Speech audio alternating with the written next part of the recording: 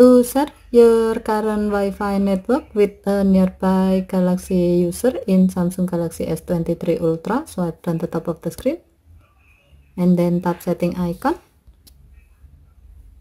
tap connection, and then tap Wi-Fi. Next, tap the setting icon next to your current Wi-Fi network and then tap quick share. All nearby devices available will be listed here. Next, tap the required nearby device you like to share the Wi-Fi network connection with.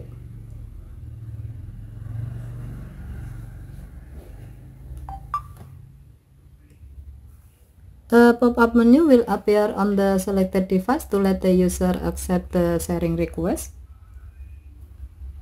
Once it accepted, the device can connect to your current Wi-Fi network without they have to enter the password.